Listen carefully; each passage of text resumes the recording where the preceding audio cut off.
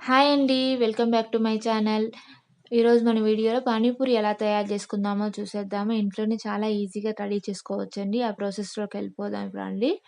First పచ్చి బఠానీలని నానబెట్టుకొని, ఇలా ఆలూని, పచ్చి బఠానీలని కుక్కర్‌లో కుక్ చేసుకొని మెత్తగా ఇలా ఒక్కొక్కటి స్మాష్ చేసుకోవాలండి. స్మాష్ చేసేసుకొని స్మాష్ చేసుకుంటే మెత్తగా అవ్వక్కర్లేదు. అక్కడక్కడ బఠానీ తగులుకుంటే కొంచెం టేస్టీగా బావుంటుంది.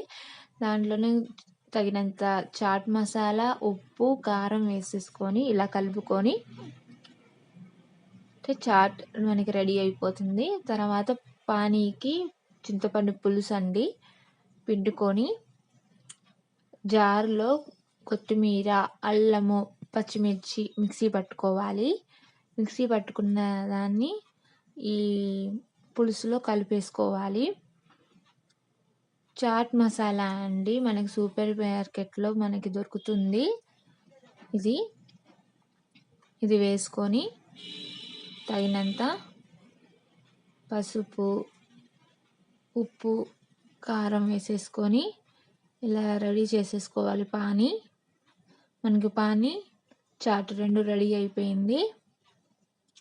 ఇది ఇంట్లోనే మనం రెడీ చేసేసుకుంటే చాలా హెల్తీగా, టేస్టీగా తినొచ్చండి. పిల్లలు అడుగుతా ఉంటారు.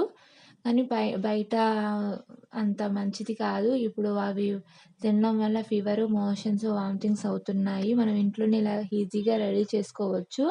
రెడీమేడ్ పానీపూరి మనకి దొరుకుతాయి కదండీ! అవి తీసుకొని డీప్ ఫ్రై చేసేసుకుంటే ఆయిల్‌లో రెడీ అయిపోయినట్టుగా పానీపూరి.